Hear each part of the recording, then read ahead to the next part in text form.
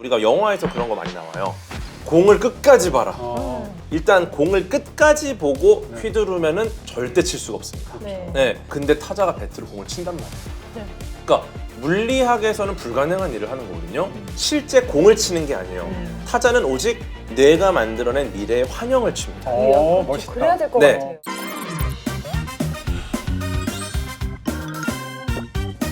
네, 너무너무 많은 분들이 이렇게 날씨가 따뜻해지기 시작하면 네. 너무 설레기 시작하죠. 야구 팬분들 이제 3월 말에 KBO 리그 개막하잖아요. 또 게다가 세계 야구 팬들의 축제도 도쿄에서 열리고 있습니다. 자, 이 컨텐츠가 업로드 될 때쯤에는 이번 주말에는 바로 대망의 한일전을 앞두고 있죠. 아, 이제 한국과 맞아요. 체코전을 끝내고 야. 일본과 맞붙게 되는데 이때만큼은 뭐 이게 축구가 됐든 야구가 됐든 꼭 그 종목을 좋아하는 팬이 아니더라도 이 국가 대항전은 기대를 갖고 응원하면서 보게 되는 것 같아요. 한 마음이 돼야죠. 두 분 야구 좋아하세요? 뭐 야구 좋아하죠. 많이 가세요? 많이 못 갑니다. 그러면은 좀 이렇게 저는 챙겨보세요? 주로 이제 동영상으로 저는. 어. 야구 동영상 많이 보지 않습니까? 아 예. 네, 형님 많이 보시죠? 야구 동영상? 네. 저도 뭐 야구 어렸을 때 이렇게 많이 갔던 기억이 나는데 야구의 특징은 제가 진짜 야구 아무것도 모를 때 막 억지로라도 이렇게 야구장에 갈 때가 좀 많이 있었는데 안 끝나는 거예요. 네. 도대체 그리고 언제 끝나는지 정해져 있지가 않잖아요. 그래서 어떤 날은 금방 끝났네 이러고 어떤 날은 와 시계 계속 보는데 약간 시계 안 가고 특히 내가 그나마 다행이라고 생각한 게 네. 우리나라는 치어리딩 문화가 있잖아요. 어. 그래서 이제 가까이에 앉으면 아. 저는 이제 야구 자체를 막 그렇게 100% 즐기지 못해도 노래 따라 부르고 막 이렇게 같이 응원하고 이렇게 두드리고 소리 내고 그런 재미로 그래도 좀 다녔던 것 같아요. 저는 사실은 그 이제 스포츠 경기들을 막 즐기면서 보는 타입이 아니에요. 그럼에도 불구하고 야구 경기는 굉장히 인상적인 그런 경기라는 생각이 있고요. 무엇보다도 제가 중학교 때 처음 그 프로야구가 처음 출범했거든요.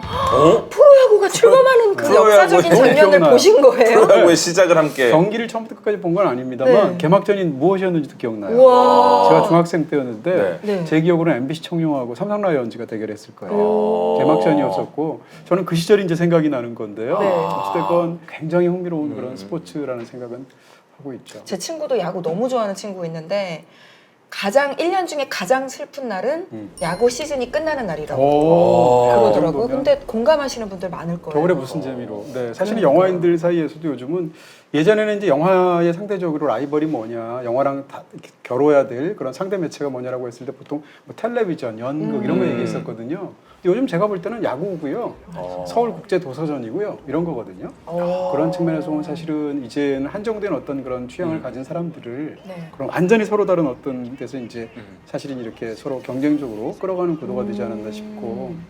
저는 사실 야구 경기 생각하면 이제 저는 약간 이제 좀 인문학적으로 생각 같은 걸 해보기도 하고 네. 또 책 같은 걸 보게 되니까 흥미롭게 느끼는 거는 많이들 이야기하는 것처럼 사실은 구기 종목 중에서 야구가 굉장히 독특한 측면이 많아요. 네. 룰도 복잡하고. 그렇죠. 첫 번째 특징은 대부분의 구기 종목은 공이 중심이에요. 네. 근데 야구는 사람이 중심이에요. 사람이 다녀야 되죠. 그렇죠. 예를 들면 뭐 축구라든지 농구라든지 생각해보면 공의 행방이 중요하잖아요. 네. 그래서 공을 골대에 넣거나 공을 던졌는데 사람이 못 받거나 배구처럼 이렇게 되면 점수가 나는 구조인데 여기서는 공을 도구로 삼기는 하지만 사람이 주로 플레이를 해서 공을 도구로 해서 집에까지 돌아와야 점수를 딴단 말이에요. 네. 그래서 사람들에 따라서는 굉장히 인간적인 스포츠다 이렇게 말하기도 되게 하고. 인본주의적이네요. 네. 그다음에 이제 또 영화 평론가로서 제 입장에서 보면 이 야구 경기가 사실은 로드무비랑 굉장히 비슷해요. 로드무비라는 장르는 대부분 다 성장 영화이고 시작할 때 보면 로드무비가 집에서 출발하잖아요. 네. 그래서 거의 길에서 수많은 난관들이 겪잖아요. 그 마지막이 되면 집으로 돌아오거든요. 다시 홈베이스로. 네, 야구 구조 자체가 그렇잖아요. 집에서 출발해서 돌아서 오는데 심지어는 이제 이 로드무비에서도 집에서 출발하는 장면을 보면 본인이 뭔가 대단한 걸 해내서 집으로 마침내 처음 나가게 되거나 아니면 집에서 뭔가 잘못해가지고 큰 사건이 불행한 사건이 있어서 집을 떠나게 되거나 해서 시작해요. 이게 어떻게 보면 후자가 파울로 포볼로 나가는 거고요. 네. 전자는 사실 안타를 쳐서 나가는 내가 거예요. 쳐서. 그렇죠. 일단 또 나간 다음에는 어떻게 진루를 할 수 있냐면 본인의 물론 주루 플레이 능력도 중요하지만 기본적으로는 동료가 잘 쳐줘야 된단 말이에요. 또 야구에는 굉장히 흥미롭게 희생타라는 게 있어요. 네. 다른 데서는 누가 이제 예를 들면 무슨 어시스트를 하거나 도움 주기를 해도 그것 자체를 한다고 해서 그 사람한테 피해가는 건 아니잖아요. 근데 야구라는 경기는 자기가 자기 힘으로 나갔지만 그 다음부터 주루 플레이에서 집에 돌아오려면 동료들이 잘해야 되는 거예요. 여행에서의 어떤 버디들이네요. 그렇죠. 그렇게 본다면 나로 출발해서 우리로 돌아오는 굉장히 팀워크가 중요한 그런 것이기도 해요. 또 심지어는 들어올 때 보면 마지막에 홈플레이트 있잖아요. 네. 홈플레이트 모양이 집 거꾸로 모양이잖아요. 홈플레이트란 말을 사용하기도 하고 그러네요. 이런 측면에서 보면 그렇죠. 이 집과 인생과 삶과 성장에 관한 그 모든 게 규칙에 녹아 있는 것 같은 어허. 굉장히 흥미로운 와. 측면이 있죠. 근데 처음부터 이런 서사를 갖고 설계한 건 아니겠지만 아니죠. 어떻게 하다가 그냥 공 갖고 놀던 게 이렇게 야구라는 종목으로 굳혀지고 사람들한테 사랑을 받게 됐을까요? 그것 자체는 이제 뭐 야구 역사에 관한 책들을 보면 대부분의 이제 구기 종목 스포츠뿐만 아니라 이제 애초에 기원을 다룬 모든 학문적인 어떤 탐구 같은 게 이게 딱 기원이다 이렇게 말하기가 어려워요. 다양한 것들이 모여 있죠. 추측이 또 섞여 있으니까. 그렇죠. 그래서 뭐 크리켓 같은 걸 얘기하는 경우도 있고 예를 들어서 야구의 종주국이 어디냐라고 했을 때 미국이다라는 주장들이 있지만 거기에 또 반대되는 주장들도 있단 그렇죠. 말이에요. 어찌됐건 그럼에도 불구하고 이 리그 자체를 출범시키면서 현대화된 거 예를 들면 9명이 한다던가 다이아몬드 모양의 어떤 그런 주루 플레이를 할 수 있는 규칙의 공간에 어떤 설계가 있다던가 이런 것들은 보통 1840년대, 50년대 미국에서 시작했다고 하고요. 메이저리그 시작이 1876년도예요. 이 숫자가 굉장히 저한테 묘하게 느껴지는 게 미국 독립 정확히 100주년이거든요. 미국이 1776년도에 독립했잖아요. 그런 측면에서 오늘날 야구하면 우리가 제일 먼저 떠오르는 건 메이저리그이기도 하고. 이렇게 외우면 되겠다. 네, 이렇게 하면 쉬워요. 네. 네. 네. 오. 근데 또 말씀하신 것처럼 미국에서 이제 탄생됐다고 여겨지는 이 야구가 진짜로 실제로 미국에서 유독 인기가 많아요. 그렇죠. 모든 나라가 다 야구를 좋아하냐면 그렇진 않잖아요. 전 세계적으로 아마 1위는 축구겠죠. 그런데 유독 우리나라, 일본, 대만? 그리고 뭐 미국 특정 지역에서만 이렇게 야구를 좋아하는 이유도 있겠죠. 저도 그 궁금해서 책을 본 적이 있어요 예전에. 네. 네, 갖고 있는 책인데 책 제목이 왜 세계는 축구에 열광하고 미국은 야구에 열광할까라는 책이 있어요. 그 책을 보면 이제 그런 내용이 자세하게 나오는데 핵심적인 걸 따지면 소위 이제 종주국에 해당하는 미국이 종주국인지 아닌지는 좀 갑론을박이 있지만 그것의 어떤 그 역사나 파워를 가졌던 역사적인 시기랑 관련이 있다는 거예요. 그 사람들 주장에 따르면 만약에 미국이 경제적으로 세계에 압도하는 그런 위치를 40년 전만 먼저 시작했어도 전 세계에서 가장 인기 있는 그 경기는 사실은 축구가 아니라 야구가 됐을 야구였을 거다. 것이다라는 가정을 그 책에서 하고 있어요. 실제로 왜 우리가 축구를 전 세계에서 즐기는 거라 한번 생각해 보면 네. 가장 큰 이유는 19세기에 압도적으로 전 세계를 흐려했었던 영국 제국주의랑 사실은 관련이 있거든요. 그런 측면에서 야구라는 것이 미국의 가치를 어떻게 보면 세계에 확산시키는 방식으로 예를 들면 주둔한 국가에서 미군들이 야구를 한단 말이에요. 이런 방식으로 확산이 된 것처럼 야구하면 인기 있는 것이 뭐 카리브해 국가들이라던가 아니면 태평양 전쟁이나 아니면 그 이전과 관련되어 있는 동아시아 국가들이라던가 아니면 미국이잖아요. 이런 측면에서 사실은 지난 한 200년 사이에 역사랑 굉장히 깊은 관계를 가지고 있다. 이렇게 말하죠. 미국인들의 야구 사랑을 보여주는 영화 중에 또 손꼽히는 영화 네. 오죽하면은 옥수수밭을 다 갈아엎어서 야구장으로 만드는 꿈의 네, 꿈의 구장 이야기부터 해볼까요? 네. 그러니까 이게 너무 웃긴 게 갑자기 이렇게 멀쩡히 옥수수밭을 일구다가 야구장을 만들게 되는 계기가 어떤 신의 계시를 받아서예요. 그래서 약간은 좀 그런 판타지적인, 초자연적인. 초자연적인 요소가 들어가 있죠. 게시록 느낌이네요. 네, 근데 그렇게 해서 야구장을 만들었으니 당연히 주변에서는 이렇게 환영해주진 않을 거 아니에요. 그래서 이상한 주변에서 짓하니까. 이상한 시선으로 보는데 이 꿈의 구장에 케빈 코스트너가 주연인데 사실 케빈 코스트너는 야구 영화에 워낙 많이 나와서 누구님 19번째 남자도 있고 네. 사랑을 위하여 사랑을 위하여 좋죠. 그래서 아마 이게 이렇게 케빈 코스트너의 야구 3종 세트라고 묶이는 걸로 아는데요. 이 영화 말고 더 할 얘기가 많은 영화가 사실 19번째 남자라는 영화거든요. 왜냐면 이 영화를 만든 감독님이 또 실제 마이너리그에서 뛰었던 경험이 있는 야구 선수 출신이셨고 이분이 연출한 작품의 절반 이상이 스포츠 영화일 거예요. 그만큼 사실적이고 실제 이야기를 많이 반영한 그런 영화인데 이게 원래 제목은 불 더햄일 거예요. 그러니까 더햄 불스라는 팀이 있는데 그 팀이 마이너리그의 팀인데 이제 너무 성적이 안 좋고 뭐 지지부진하니까 조금 기대를 걸고 새로운 투수를 하나 기대주를 하나 뽑아요. 네. 근데 그게 팀 로빈슨 연기를 했는데 그 투수가 공을 너무 잘 던지고 공이 빠르니까 뭐 100만 불짜리 팔을 가진 사나이 이런 별명이 있을 정도인데 문제는 이 투수 새로운 이 신인 선수가 너무 아무 생각 없이 막 던지니까 머리는 5센트짜리라는 이제 별명을 갖고 놀림을 받아요. 아, 지능적인 플레이를 못 하는구나. 네, 그래서 좀 누가 좀 갈고 닦아줬으면 좋겠다 해서 멘토격으로 예전에 메이저리그에서 산전수전 다 겪어본 경험이 있는 케빈 코스트너 극 중에서 이름은 크래쉬인데 이 크래쉬를 영입을 해요. 잘 좀 멘토링을 해줘라, 좀 키워줘라. 그래서 처음에는 당연히 말도 안 듣고 제멋대로인데 조금 사람을 만들어 가죠. 근데 여기에 또 어떠한 이제 인물이 등장을 하냐면 수잔 서랜든이 연기를 한 애니라는 여잔데 네. 정말 야구를 좋아하는 그룹이에요. 그리고 이 여성분의 특징은 꼭 그 시즌의 가장 유망주를 침대에 데리고 와서 침대에서 키워요. 그러니까 그게 본인의 어떤 취미예요. 침대에서 키운다는 게 무슨 말이에요? 침대에서 길들이면서 네. 더 나은 성수로 성장할 수 있게끔 이제 아. 자양분을 주는 거죠. 뭐야 무슨 말이야 이게? 네. 뭘 못 알아듣는 척해요. 네. 제가 지금 귀를 왜냐면 네. 이제 공 잘 이제 던지려면 공과 기분이 좋고 멘탈이 공과 좋아야 방망이를 되니까. 잘 쓸 수 있게.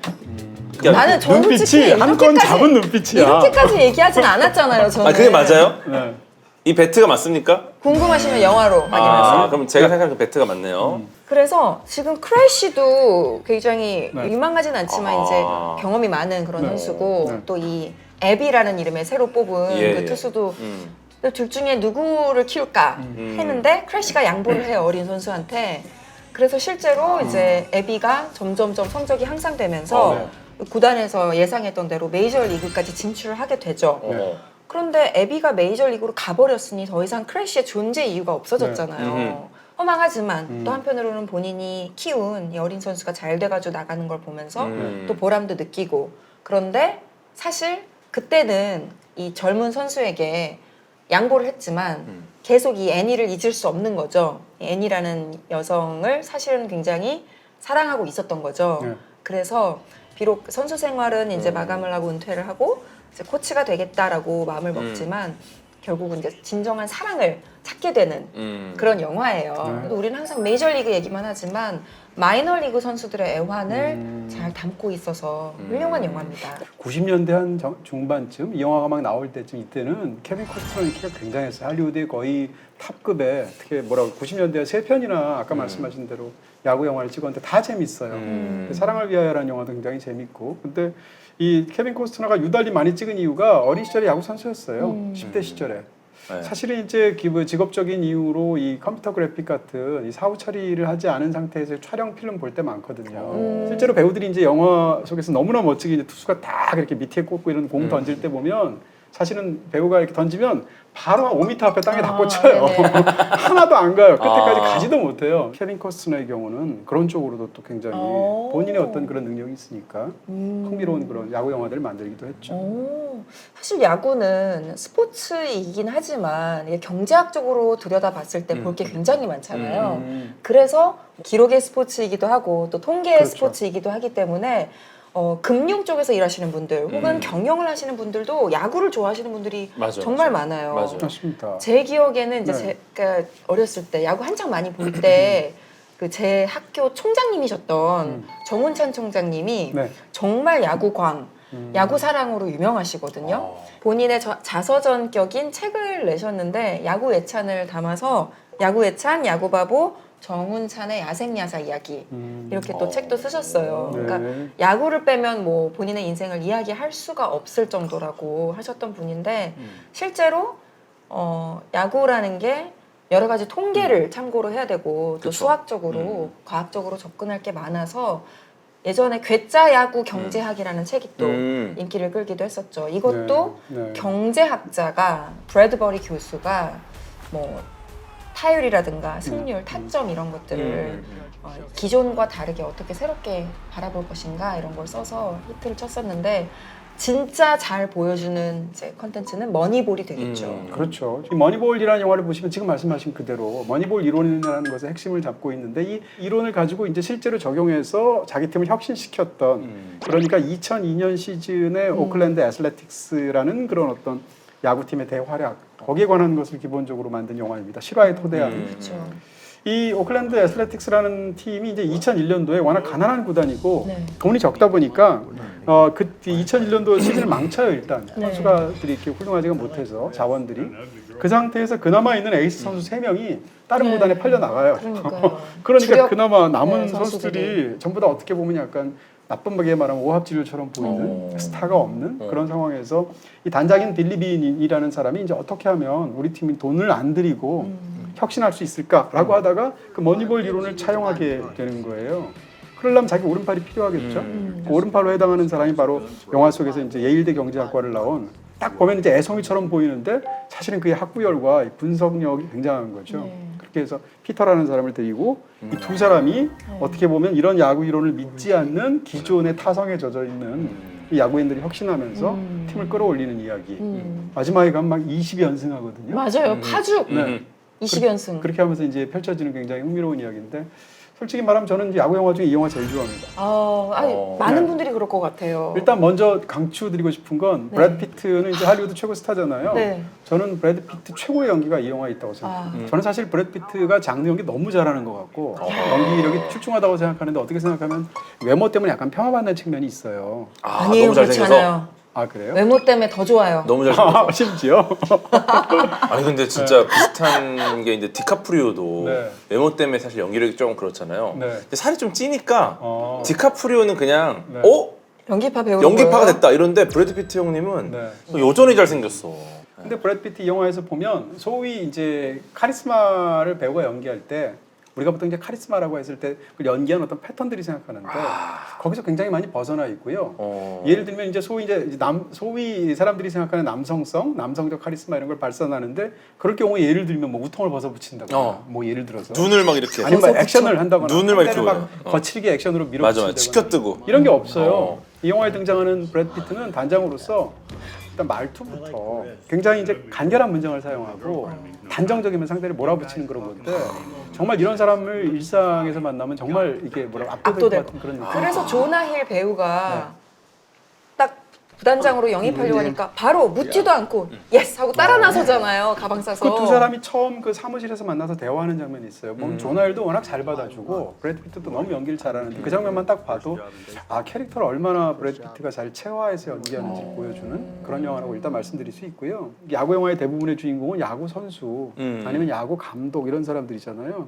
근데 이 영화 속에서는 야구 선수나 야구 감독이 조연이거나 단역이에요. 상대적으로 어떻게 보면 약간 구조 속에서는 빌런처럼 나오고요. 맞아요. 그러니까 이 영화에서는 이제 이 빌리빈이 머니볼을 가지고 하려고 하는 야구에서의 핵심적인 것은 중요한 것은 타율이 아니고 출루율이다라는 거예요.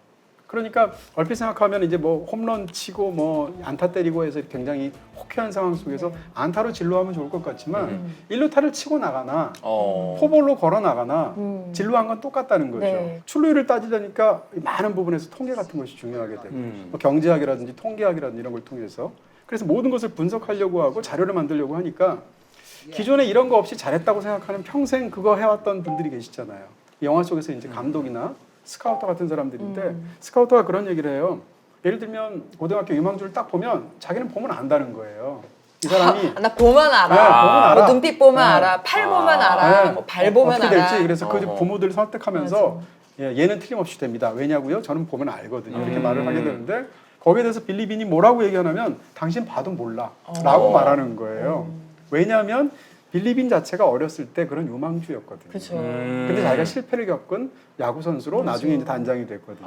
야구 경기보다도 오히려 야구 경기 이면에서 벌어지는 이야기를 너무 잘 다룬 그런 이색적인 그런 야구 영화라고 할 수 있는데 또 다른 면에서 본다면 변화라는 것이 어떻게 가능한가에 관한 영화인 거죠. 그렇죠. 혹은 리더십이라고 말할 수도 혁신에 있고. 관한 영화이기도 하고. 그렇죠. 뭐 어디든 어떤 집단이든 간에 집단이 크든 작든 변화를 일으키려고 하면 항상 반대되는 그런 세력들이 있잖아요. 네.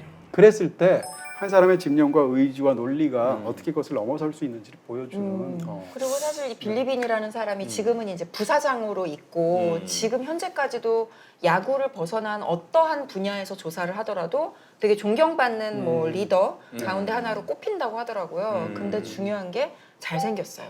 실제. 네, 실제. 실제 빌리빈 단장님의 그 인물이 굉장히 부드러우면서 잘생기셔서 브래드 피트하고 좀 흡사한 면이 저는 보이더라고요. 캐스팅을 정말 잘한 거네요. 네. 근데 저는 사실 머니볼이라는 영화가 네. 분명히 나올 것이다, 야구에서는. 그럼요. 네, 그래서 약간 그거랑 좀 다른 반대되는 영화 하나 그래요? 가져왔거든요. 네. 저는 막 세이버 매트릭스 한참 이야기하실 줄 알았는데 그거는 비밀입니다. 네. 비밀이라고요? 네. 비밀이라는 게 비밀까지야. 뭐예요? 네. 이 세이버 매트릭스라든지 이 데이터 관련된 네. 이 야구 관련된 굉장히 과학적인 야구는 이야기들. 과학이니까. 네, 근데 저희가 이제 라플 위클리가 스피노프로 이제 딥다이브라는 프로그램이 새로 시작이 됩니다. 네, 세이버 매트릭스는 거기서? 딥다이브에서 만나 뵙겠습니다. 야, 이렇게 다 또 계획이 프로그램 있구나. 좀 다른 네. 영화 가져왔는데 그 내 인생의 마지막 변화구라는 영화 보셨죠? 클린트 이스트우드. 네네. 그 약간 노세한 스카우터로 클린트 이스트우드가 나오는데 네.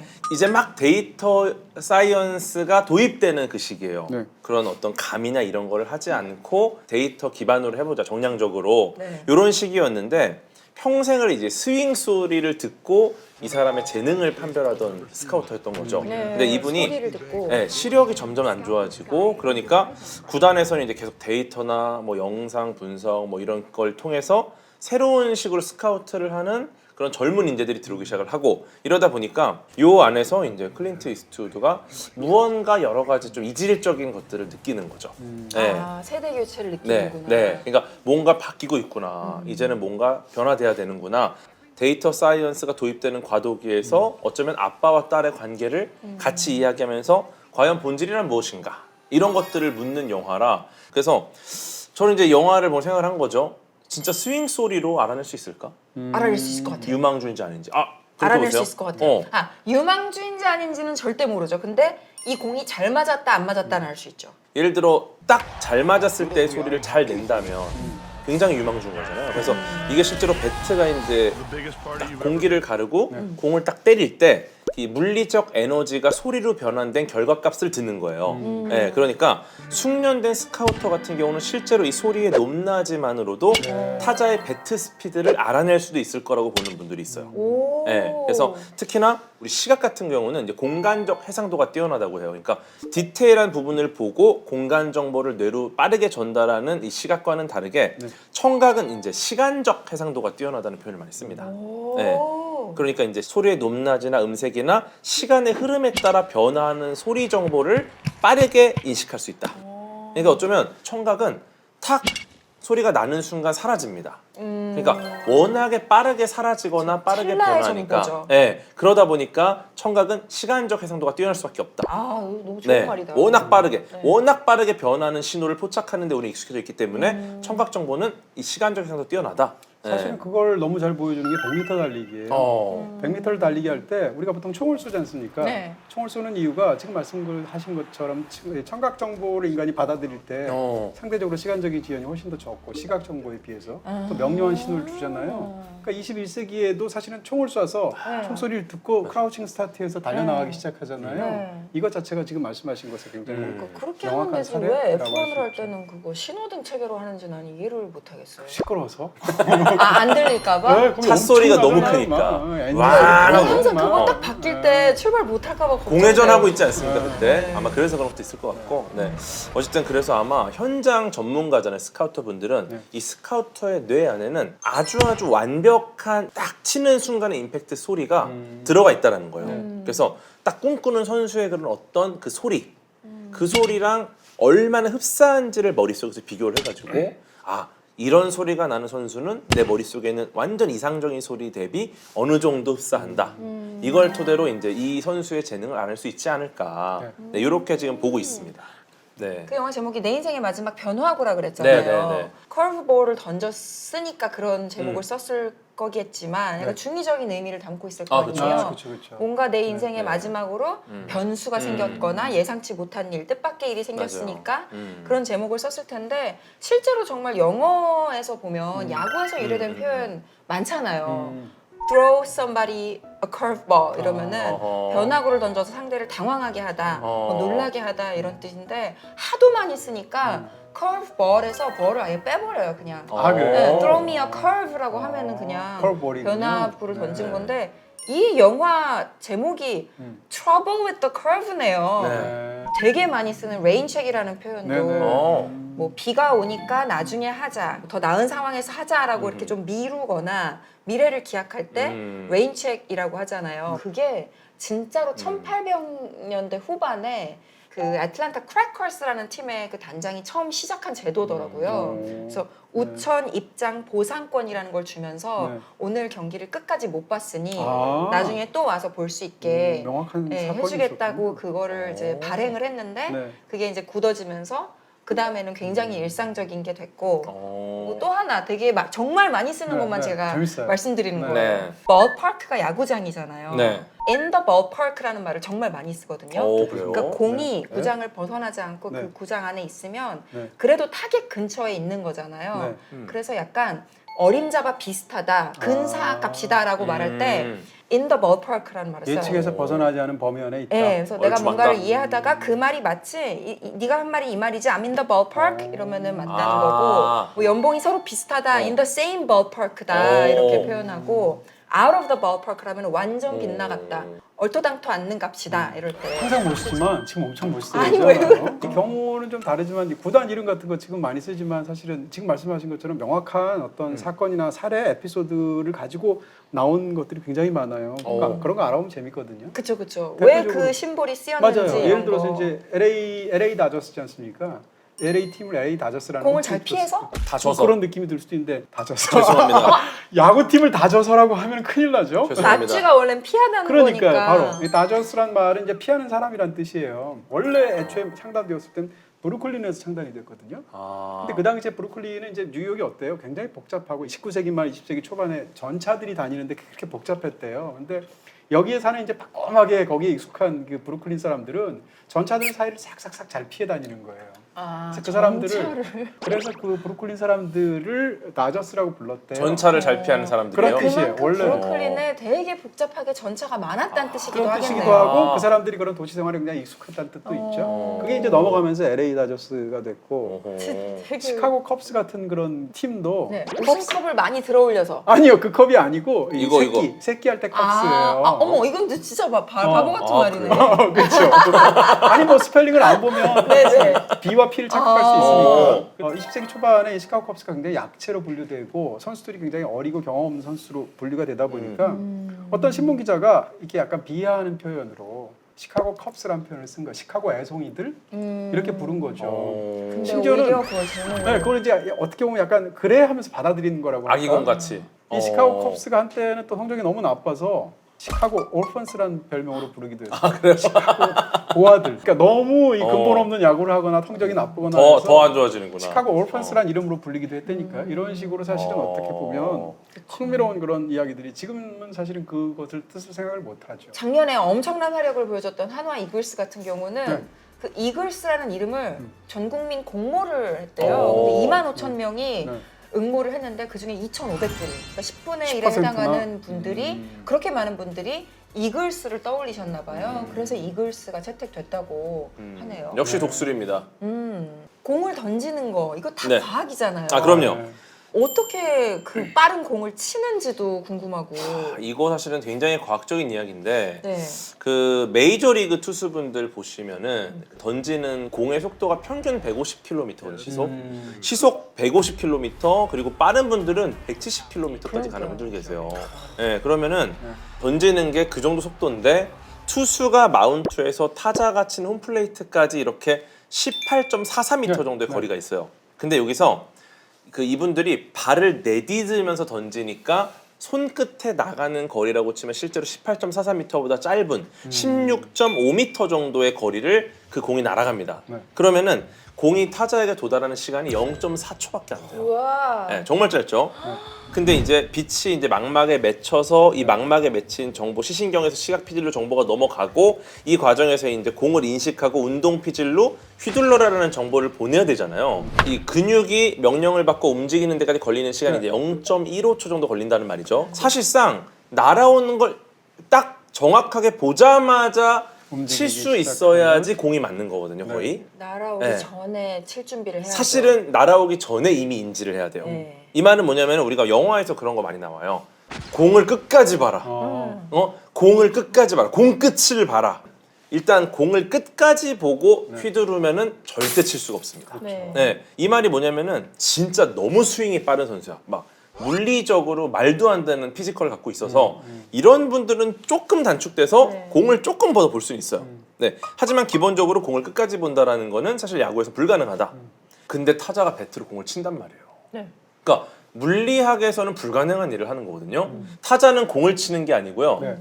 뇌가 만들어낸 미래의 환영을 칩니다. 그렇죠. 멋있다. 그래야 될 것 네. 같아요. 그럴 것 그러니까 같아. 실제 공을 치는 게 아니에요. 타자는 오직 뇌가 만들어낸 미래의 환영을 때리는 건데 그래서 우리가 착각하는 게 우리의 눈이 굉장히 성능 좋은 카메라처럼 카메라 렌즈처럼 활동하다 보니까 우리는 카메라로 무언가를 찍는구나라고 생각을 해요. 근데 사실은 우리의 뇌는 굉장한 초고성능 그래픽 카드라고 보는 게 더 정확합니다.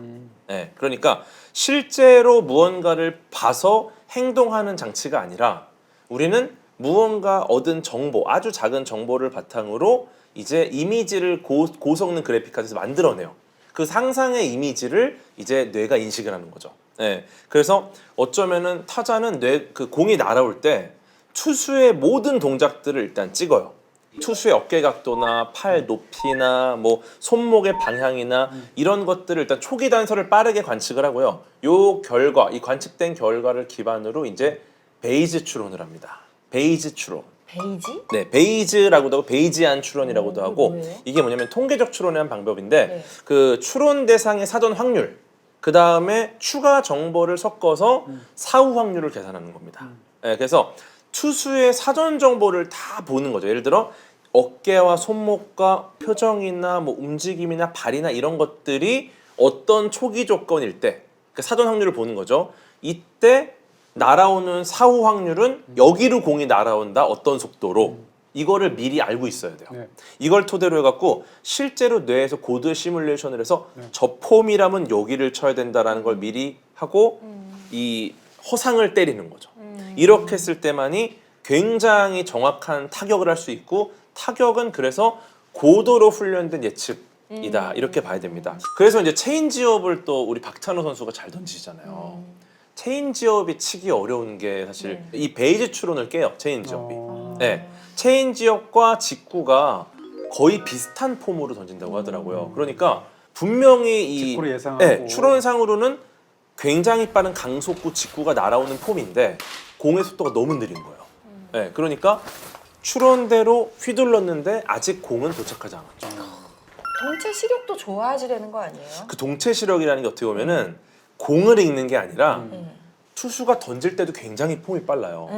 그 정보를 읽는 게 유리하다고 보는 측면이 더 미세한 높죠. 디테일을 보는 그렇죠. 거. 그러니까 미세하게 약간의 꺾인 정보도 눈에 들어오는 거고. 그래서 이제 그 헛스윙을 하고 나면은 네. 타자분들이 네. 굉장히 힘들어요. 못 친 것도 있는데 인지 부조화가 오는 거야. 아, 어. 내가 본 것과 행동하는 게 네. 다르니까. 그냥 분명히 쳐야 되거든 머릿속에서는. 근데 헛스윙을 하고 나면 믿어지지 않는 거지. 그래서 못 친 것도 있지만 허망함, 인지 부조화. 허탈함. 뭐지? 그러니까 정말 많은 이 고도의 훈련을 통한 시뮬레이션을 해야 되니까 사실은 타자분들이 진짜 치기 힘든 거야 사실. 네. 그 박찬호 선수 이야기 하셨으니까 네. 우리 코리안 특급 박찬호 선수 이야기도 잠깐만 해요. 친하시잖아요. 또. 네. LA 다저스에 처음 들어가신 게 1994년이어서 사실은 이제 2024년이 30주년이 되는 해셨죠. 네. 그래서 책을 내셨는데 원래도 책을 많이 쓰셨지만 이번에는 그 NC 다이노스의 이태일 사장님하고 같이 책을 쓰셨거든요. 점점 더 나아진다 해서 Better and Better, Be True 제목을 지으셨는데 재밌어요. 두 분이서 이제 여러 가지 메이저리그와 한국 야구를 둘러싼 이야기들을 총망라해서 에피소드들과 또 뭐 팀워크, 리더십, 위기를 극복하는 방법, 뭐 재미난 뭐 일화들까지 이렇게 한 권의 책으로 담으셨어요.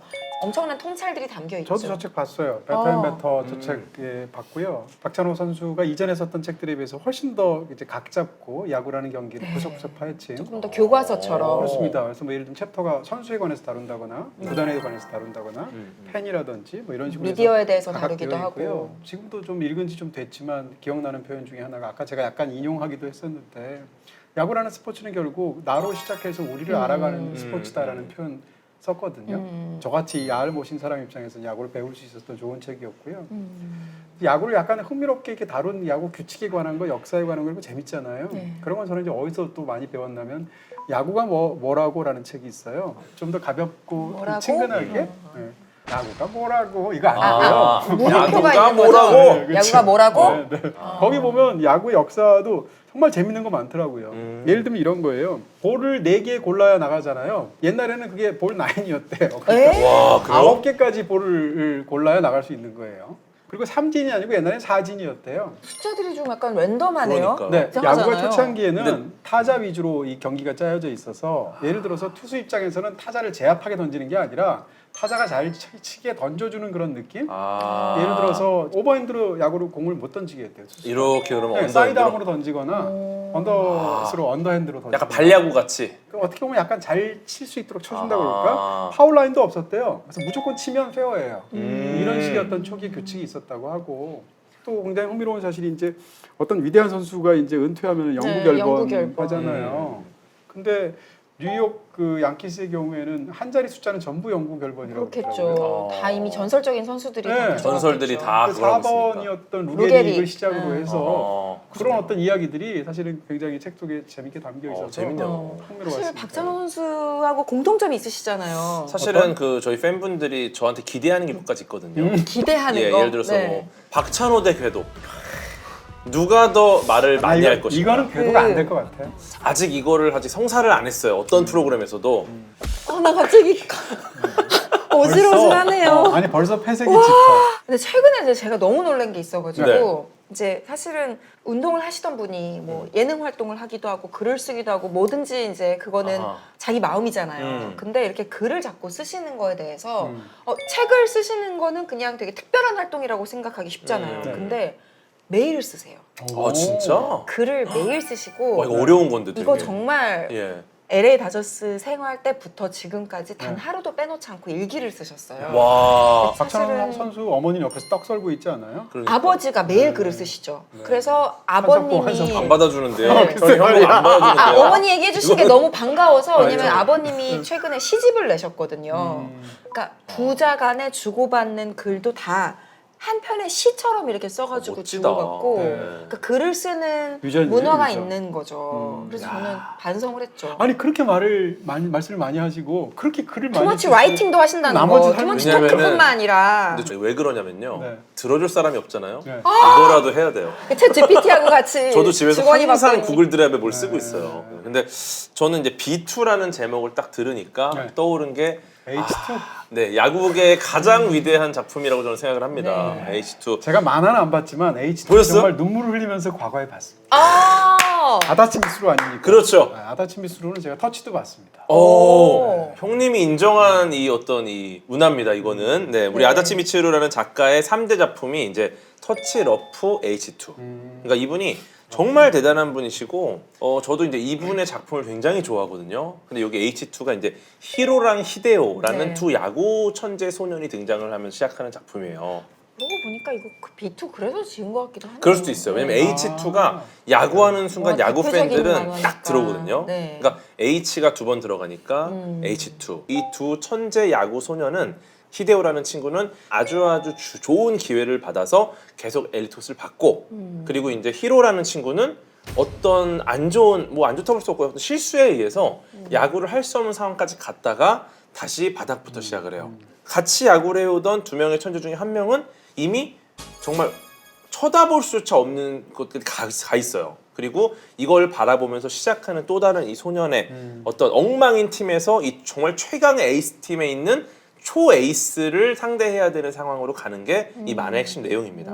예, 근데 이게 꿈을 이루는 과정과 사랑을 이루는 과정이 같이 진행이 되고 어떻게 서로 다르게 성장해 가는가 이거에 대한 어떤 서사를 보여주는 만화라고 생각을 하고 네. 보면은 나도 성장하는 것 같은 느낌을 좀 받아요. 예. 그리고 이제 특히 아다치 미츠루 작가님의 특징이 대사가 많지가 않아요. 네, 뭐 대표적으로 우라사와 나오키 같은 정말 대사를 많이 쓰는 작가님도 계신데 이분은 대사가 없어요. 그 페이지에서 굉장히 많은 생각을 하게 만들어요. 여백의미. 네. 근데 이게 사랑도 마찬가지, 야구도 마찬가지. 굉장히 힘들게 하나하나를 이루어 나가고 그 과정에서 정말 그 특유의 여백이 엄청난 여운으로 남는 작품이 H2입니다. 그래서 진짜 야구 좋아하시는 분들은 이거 무조건 봐야 돼. 맞아. 너무 재밌고. 사실 슬램덩크가 이제 농구 만화의 아, 그렇죠. 대표격이라고 한다면 네. 슬램덩크는 그러네요. 좀 이렇게 열심히 치열하게 땀 이런 노력에 조금 더 집중이 맞춰져 있는 것 같은데 H2는 그 안에서의 그 감정들이나 여러 가지 사건들 맞아요. 뭐 사춘기 시절에 일어날 법한 관계들 이런 것들이 더 많이 있어서 그 야구에 대해서 몰라도 재밌게 읽을 수 있는 만화인 것 같아요. 맞아요. 사실은 이제 전 너무 오래 전에 봐가지고 세세한 스토리를 지금 얘기하시니까 맞아 기억나시죠? 이러면서 기억나면서 이제 듣고 있었는데요. 아다치 미스루 만화는 그 당시에도 보면서 굉장하다고 생각했고 뭐라고 그럴까 이제 만화 자체가 굉장히 시적이에요. 맞아요. 아주 서정적이어서 보고 나면 뭔가 이렇게 맑은 눈물 한 방울 이렇게 떨궈야 될 것 같은 그런 느낌 그런 게 있었고 터치도 굉장히 이것도 맞아. 야구 만화잖아요. 그렇게 해서 그 두 작품 봤던 기억이 있고요. 어렸을 때 야구 만화 보는 거 좋아했거든요. 초등학교 때. 네. 예를 들어서 이상무 화백의 도코탁 시리즈 있어요. 도코탁. 네, 도코탁이 등장하는 이제 많은 시리즈들 중에 상당수가 야구 만화란 말이에요. 그렇죠, 그렇죠. 그렇게 해서 그 야구 만화가 만화로 보면 또 굉장히 드라마틱하잖아요. 맞아요. 그러다가 또 고등학교가 되니까 공포의 외인 구단을 봤어요. 그래서 공포의 외인 구단을 또 만화로 봤단 말이에요. 네. 이러다 보니까 공포의 외인 구단의 그 어떤 굉장히 파란만장하고 자극적이고 막 그런 이야기들, 그다음에 이상무 화백이 그리셨던 그 도코탁에 관한 만화들 이런 걸 보다 보니까 막상 또 이제 프로야구가 물론 재밌지만 그 당시에 저의 기준에서는 그렇게까지 막 드라마틱하지는 않으니까 극단적으로 설정이 들어가 야구는 그죠? 네, 네, 그런 말도 안 되는 뭐 어떤- 마구 이런 거 막 나오잖아요. 맞아요. 만화에서. 아니 이 H2에서도 마구가 등장을 하거든요. 네. 고속 슬라이더라는 기술이 나와요. 네. 근데 사실은 이게 그 야구 팬분들 저는 사실 야를 모시니까 잘 모르겠지만 야구 팬분들이 봤을 때는 슬라이더를 마구로 치는 게 조금은 이상하다 이런 분도 계시긴 했었어요. 그러니까 여기 네. 3대 마구라는 거에 네. 그 슬라이더가 안 들어가지 않아요? 그러니까 이 슬라이더나 커브는 네. 무슨 말이야 대체? 네. 일반적인 변화구예요. 근데 이제 고속 이게 보통 공이 뚝 떨어진다라고 표현을 하거든요. 뭐 네. 커브도 그렇잖아요. 네. 뚝 떨어진 네. 어떤 공을 던지는데 이게 실제 공의 궤적이 뚝 떨어지는가? 네. 네, 왜 이런 질문을 드리냐면 이 슬라이더나 커브나 이런 훌륭한 변화구를 던지는 선수들이 던지잖아요. 딱 카메라로 봤을 때는 저걸 왜 못 쳤지라는 경우가 있어요. 근데 이걸 나중에 타자분들한테 인터뷰를 해보면은 하나도 안 보였대요. 공이 완전히 사라지는 것처럼 네. 없어졌다. 이런 경우가 있습니다. 그래서 이게 실제로 공의 궤적이 변하는 건가? 왜냐면 우리가 봤을 때는 그렇게 변하는 것 같지 않거든요. 근데 이게 어떻게 보면은 인간의 눈과 뇌가 만들어낸 착시에 가깝다. 이런 주장이 있어요. 네, 그래서 일단은 커브공은 마그누스 효과 설명을 해야 되는데 네. 이거는 뭐 아실 거예요. 간단하니까 회전하는 커브볼 이거는 회전력이 있으니까 이제 돌면서 이제 위쪽 공기와 아래쪽 공기가 공이 네. 가는 방향에 따라서 기압이 바뀌어요. 네. 그러면은 기압이 바뀌니까 이제 회전하는 방향 쪽으로 이제 돈다라는 거죠. 네. 그렇게 해서 마그누스 효과로 이제 커브 공이 만들어지는데 중요한 건 이 물리적인 변화하는 궤적 자체는 매끄러운 포물선이라는 거예요. 그죠? 돌 때 이렇게 매끄럽게. 근데 이 갑자기 확 공의 경로가 네. 바뀌는 것처럼 보이는 커브볼은 물리적으로는 불가능하다는 거죠. 볼이 뚝 떨어지는 게 아니라 인간이 그렇게 잘못 인지한다. 근데 그거를 잘못 인지하게 만드는 공인 거예요. 그래서 인간의 시각 시스템이 이제 중심시와 주변시가 있습니다. 네. 그러니까 우리의 초점이 맞춰지는 부분이 있고 네. 그 옆에 부분들이 있어요. 이 두 가지는 좀 특징이 있는데 그 예를 들어 중심시는 색상을 잘 구분하고요. 주변시는 명암을 잘 봐요.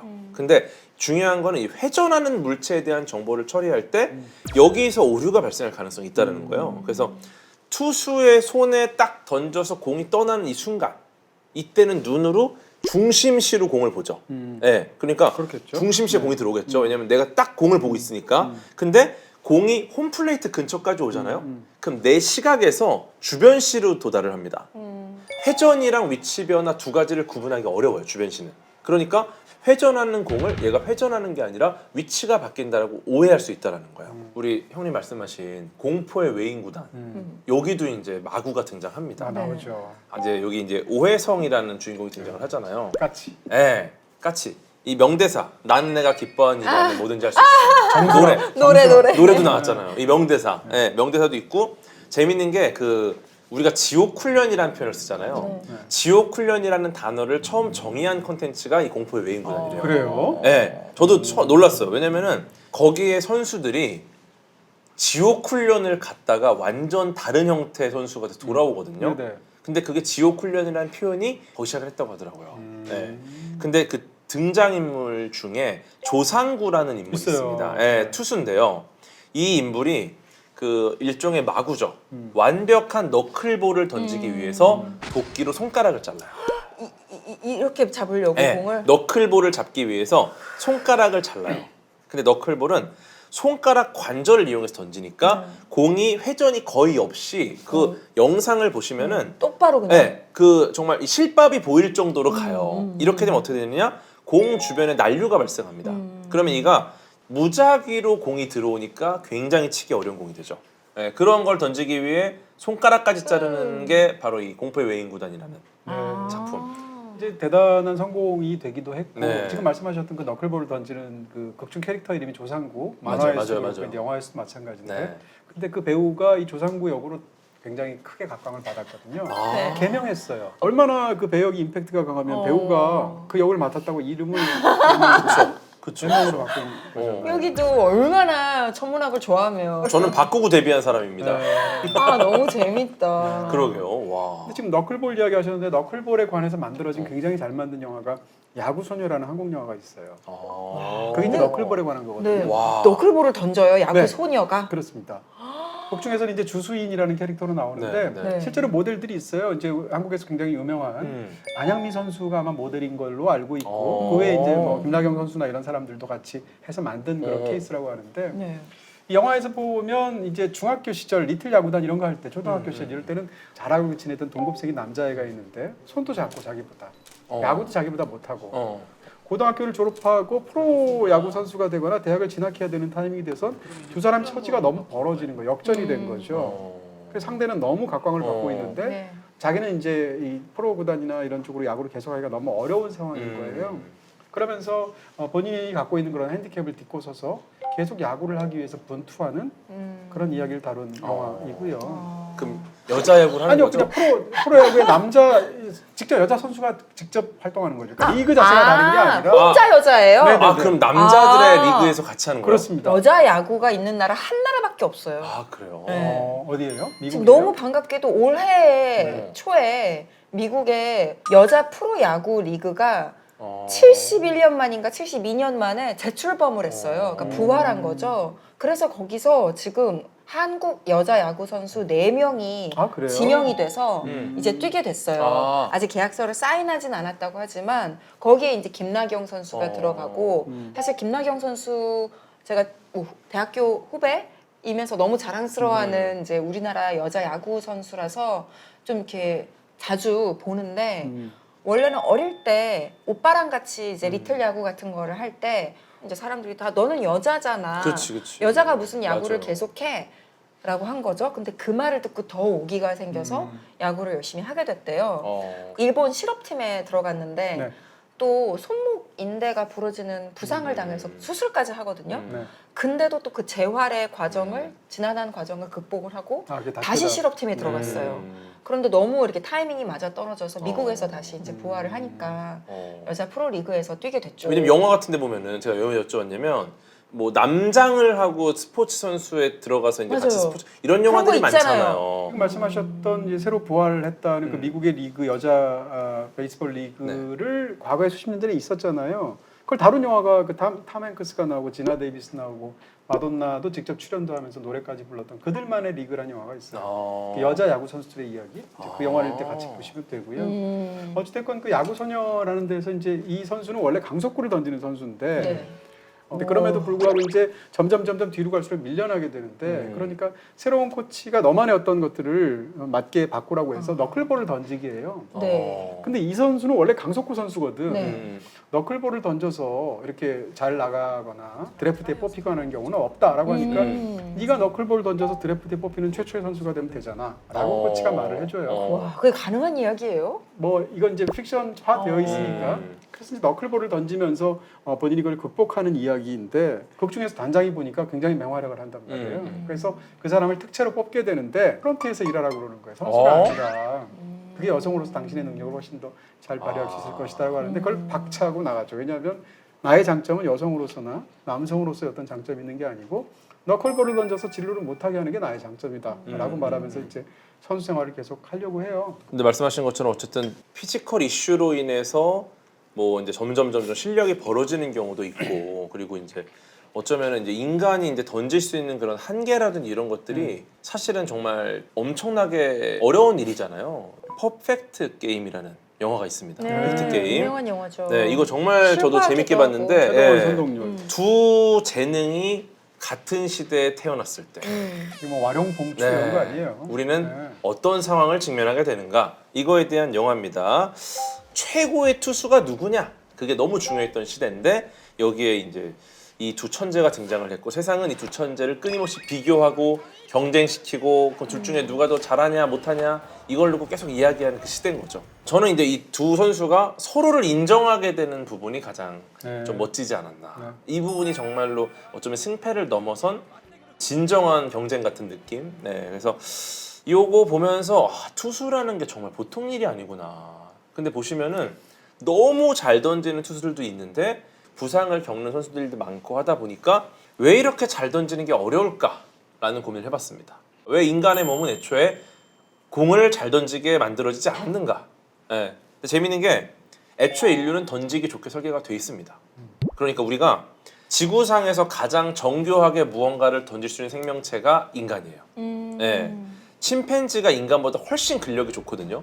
힘이 굉장히 셉니다. 근데 침팬지가 던질 수 있는 최고 속도가 시속 30km 정도라고. 그러니까 인간은 훨씬 더 근력이 부족함에도 근력이 훨씬 센 침팬지보다 네. 몇 배나 빠르게 던질 수 있는 거예요. 네. 공을. 생존을 위해서 이걸 던졌던 거죠. 과거부터. 네. 돌이나 창을 던져서 사냥할 사냥을 때. 하기 위해. 현재 야구는 뭐냐? 인간의 한계를 시험하는 반복적인 던지기입니다. 네, 이 말이 무슨 말이냐면은 투수가 시속 150km로 공을 던질 때 팔꿈치의 인대가 이제 힘을 받습니다. 요게 재밌는 게 인대가 끊어지는 임계점과 동일해요. 대부분의 투수가 매 투구마다 인대가 끊어지기 직전에 힘을 사용하는 겁니다. 네, 그러니까 왜 이렇게 돼 있냐? 왜냐면 인대 내구도가 더 좋으면 되잖아. 네. 근데 사냥을 위해서는 아마 시속 100km 정도도 충분했을 것이다. 네. 그때는 야구할 줄 몰랐던 그렇죠. 거죠. 야구할 줄 몰랐죠. 야구뿐만 아니라 스포츠 경기를 보게 되면 특정 부위를 집중적으로 반복해서 쓰게 돼 있잖아요. 네. 예를 들어서 투수가 첫 번째 공은 오른손으로 던지고 두 번째 공은 왼손으로 던지고 하는 양측성 운동이 네. 되잖아요. 그쵸. 그러면 지금은- 신체에 무리가 가도 좀 맞아, 버틸 수 맞아. 있을 것 같은데 편측성이잖아요. 네, 한측성으로 계속 던지잖아요. 음. 그러면 그걸 10년, 15년 이렇게 하게 되면 네. 과연 버텨낼 수 있을까? 그러니까 야구 선수, 위대한 야구 선수가 극소수인 거고, 근데 위대한 선수들이 있고 굉장히 잘 던지는 선수들이 꽤 오랫동안 활동을 한단 말이죠. 이건 어떻게 하는 거냐? 인대의 어떤 내구도만으로 던지는 게 아니라 이제 몸 전체를 사용합니다. 네, 어깨, 네. 허리. 지면에서 받는 이 박차는 힘부터 골반의 회전, 뭐 허리, 어깨, 팔, 손목, 손가락까지 이용을 하니까 네. 이거를 에너지 전달 과정을 기가 막힌 자신의 어떤 이 메커니즘으로 만들어서 어. 던지는 순간에 내 몸이 일종의 채찍처럼 날리는 거거든요. 네, 그러니까 극도의 유연성으로 내가 쓰는 힘의 손실, 에너지의 손실을 최소화하고 그 효율적으로. 힘을 최대한 공에 전달해서 기가 막히게 던지니까 어쩌면 이게 거의 종합예술에 가까울 정도로 그럼요. 공 하나 던지는 게 목숨을 걸고 내 수명을 던지는 거죠 거의. 근데 그거를 잘하는 사람들이 선생활을 오래 하고 잘 던지고. 그러니까 신체 구조나 이런 것들과 어떻게 보면 역학적인, 물리학적인 이런 것하고 사실은 룰이나 이런 부분이 상당히 결합이 되어 있는 부분이 관련을 갖고 있는 부분들이 너무 많은 거예요. 예를 들어서 지금 말씀하시는 그런 이제 보통 한 어깨만 사용해서 공을 던지거나 타격을 하거나 이렇게 되잖아요. 네. 그러다 보니까 내야수들 경우에는 일루수를 제외하고 본다면 기본적으로 왼손잡이한테 절대적으로 불리하단 말이에요. 일루수는 아닐 수 있어요. 몸을 돌릴 필요가 없지만 만약에 또 다른 내야수의 경우에는 공을 잡은 상태에서 한번 돌려야 되거든요. 그래서 이제 왼손잡이인 내야수는 거의 없는 거예요. 네. 그리고 이제 우리가 보면 그 이 다이아몬드를 돌 때 예를 들어서 지금 우리가 보기에 3루, 2루, 1루 방향으로 뛸 수도 있잖아요. 다시 네. 말하면 시계 방향으로 돌 수 시계 있잖아요. 방향으로, 네. 근데 그렇게 되는 이유는 사실은 우리가 이 세상이 오른손잡이의 세상이기 때문이에요. 그러니까 오른손으로 보면 타격을 쳤을 때 치고 나서 네. 왼쪽으로 뛰는 것보다 오른쪽이 훨씬 더 자연스럽고 그 다음에 치고 나서 오른쪽으로 주르륵 플레이를 해서 일루를 돌아서 간다고 생각해 보세요. 곡선으로 주로 이제 플레이를 하게 될 때 곡선의 바깥쪽을 오른발로 써야 훨씬 더 유리하거든요. 돌기에 정교해지거나 훨씬 힘을 잘 받는단 말이에요. 이런 측면에서 보면 약간 왼손잡이한테 불리한 운동이 아닌가? 심판이 수신호로 판정 신호 보내는 네네. 것도 사실은 어떤 야구 선수가 만들어낸 거더라고요. 아 그래요? 근데 저는 이 이야기는 조금 따뜻하고 좋았던 게 어떤 유명한 윌리엄 호이라는 선수가 있었는데 네. 1800년대 후반부터 1900년대 초까지 메이저리그에서 활약하면서 각종 신기록을 세우기도 했던 위대한 선수인데 사실은 청각장애인이었어요. 그러니까 3살 땐가 수막염을 앓아서 청력을 잃었는데 네. 아웃이라는 신호를 했는데 내가 못 들으니까 계속 타석에 남아 있으니까 막 주변에서 막 놀리면서 비웃기도 하고 어느 날 자기 어머니가 자기한테 뭐 이렇게 할 말이 있을 때나 이럴 때 항상 손짓으로 해주던 게 기억이 나서 거기서 영감을 받아서 수신호로 판정 신호를 줄 수 있게 고안을 한 거예요. 근데 그게 실제로 받아들여지고 관중들에게도 훨씬 더 좋은 경험이 된 거예요. 멀리서도 잘 보이니까. 그래서 그게 정착이 되고 오늘날까지 이어져 왔다고 하는데 이 윌리엄 호이라는 사람에 대해서 예쁜 그림이랑 같이 그 이야기를 엮은 동화책이 하나 있어요. 야구의 역사를 바꾼 영웅 윌리엄 호이라는 책이 있어서 호이가 나만의- 계속되면 바로 그 네. 호이잖아요. 분리가 된다는 그쵸. 바로 그 이름도 귀엽다. 이름도 동화책에 어울린다. 호이는 계속돼야 돼요. 네. 야구 선수를 꿈꾸시는 분들 많을 텐데 사실 좀 너무 현실적으로 씁쓸한 영화가 하나 있어서 가져와 봤어요. 네. 약간 독립 영화죠. 그래서 안 보신 분들도 많을 텐데 네. Not Out이라는 아, 영화예요. 고등학교 고교 야구를 하는 광호라는 친구가 있는데 재능이 있어서 꽤 잘해요. 근데 내 드래프트에서 실패를 해요. 포기하기가 싫은 거예요. 그래서 나 대학 가겠다 막 이러는데 아버지가 적극적으로 이렇게 서포트를 해줄 수 있는 형편이 아닌 거예요. 이게 사실 영화 속에서 스트라이크 아웃 낫아웃 그 상황이 나와요. 그 제목이 나온 스트라이크 아웃 낫아웃이 이제 스윙을 해서 삼진이 됐는데 공이 빠지고 뭐 이런 과정 속에서 삼진을 당했는데도 아웃이 아닌 상태, 아직 죽지 않은 상태. 이게 어떻게 보면 이 인물의 극중에서 처해진 상황, 맞아요. 거기에 대한 은유처럼 사용되고 있고요. 한 3번 정도 좌절을 겪으니까. 그렇죠. 중고생들 사이에서 내가 뭘 하겠다는 건 확고한 게 없잖아요. 없죠. 근데 얘는 너무 꿈이 명확하고 너무 간절한데 상황이 안 되는 거예요. 더군다나 세상이 부패해요. 낮의 세계에서는 감독이 촌지를 요구하고 밤의 세계에서는 가짜 휘발유 팔아가지고 또 절도하고 뭐 이런 여러 가지 있어서 그 속에서 펼쳐지는 이야기인데 저는 무엇보다도 정재광 씨가 연기를 너무 잘합니다. 광호 역할. 네, 이 광호 역할을 나온. 근데 평상시에 다른 영화나 다른 드라마에서 나오는 정재광 씨랑 완전히 다르고요. 이 영화에서 정재광 씨가 연기하는 걸 보면 뭐라고 그럴까요? 굉장히 둔탁하게 연기를 투박하게. 해요. 투박하게. 못 알아보겠죠 사실. 네. 그 배우인지 모르겠을 그 배우가 다른 정도로. 데서 굉장히 날렵하고 잘생긴 배우거든요. 근데 이 영화에서는 완벽하게 다른 쪽으로 그 연기를 해내서 또 그다음에 꿈이라는 것에 굉장히 축축한 이면을 볼 수 있는 그런 작품이라고 할 수 있죠.